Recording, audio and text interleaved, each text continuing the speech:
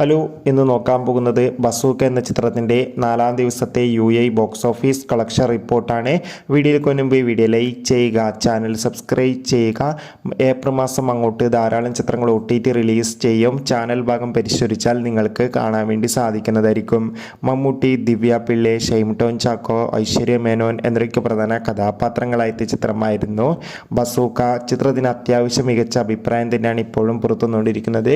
അതുകൊണ്ട് തന്നെ ഏവരുമേറെ ആകാംക്ഷയോടെയാണ് ബസൂക്ക എന്ന ചിത്രത്തിൻ്റെ കളക്ഷൻ റിപ്പോർട്ടൊക്കെ അറിയാൻ വേണ്ടി കാത്തിരുന്നത്. ഫൈനലി ചിത്രത്തിൻ്റെ 4-ാം ദിവസത്തെ ഏറ്റവും പുതിയ UAE ബോക്സ് ഓഫീസ് കളക്ഷൻ റിപ്പോർട്ടൊക്കെ പുറത്തുവന്നിരിക്കുകയാണ്. ഇന്ന് മികച്ചൊരു ബുക്കിംഗാണ് UAEയിൽ നടന്നത്.